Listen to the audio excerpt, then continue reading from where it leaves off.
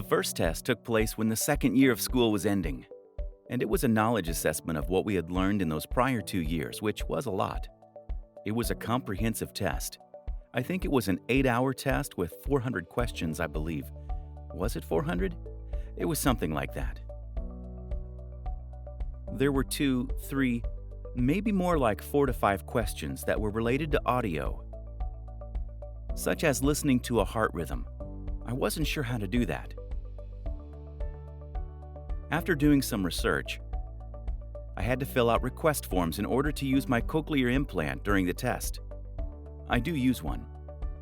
Filling out the forms was required because my school was very strict about what could and couldn't be brought into the testing room to prevent students from cheating. For example, some students would put tiny earpieces in their ears and listen to the answers being fed by someone else in another room.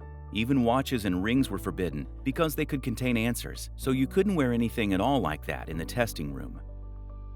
They accepted my request for using my cochlear implant for the audio part of the test. But there were only 2 audio-related questions. And it was awkward wearing headphones over my cochlear implant. So my strategy was just to look for hints and clues. And that's what I did at that time. For the second test, I had to go to Pennsylvania. And they had an examination room set up with 12 simulated patients, which took all day. The purpose was to test your skills, to see if you could conduct proper physicals and other medical examinations. I requested an interpreter for this, and that was a little bit of a challenge, going back and forth with the school about that. But it all worked out in the end. They said, however, because I requested an interpreter and I had accommodations, that meant if I passed the test, I would get a P for pass, but with an O below, followed by the statement, quote, "For more information on the O being received, please contact us," end quote.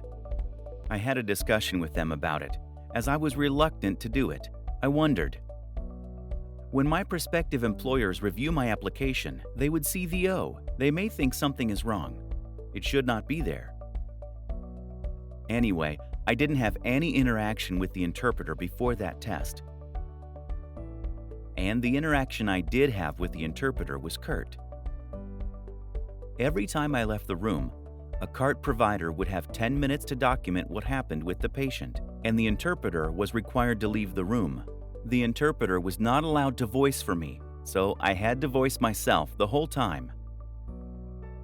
There are a few words that I found myself struggling to enunciate. I gave up and asked the interpreter to voice them for me. They were up in arms about that.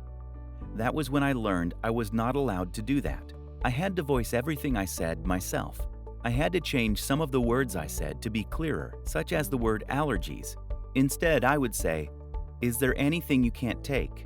The patient would understand me just fine, and they were able to answer my questions. Throughout the day, I had no interaction with the interpreters. They would stand in the room and interpret during the test, and then leave once the test was complete. The cart provider did the same. It was a stressful day, but I passed. And I'm happy about that. I haven't taken my third test yet, which will take place in February. It's the same idea, but it's a 2-day test with 8 hours a day.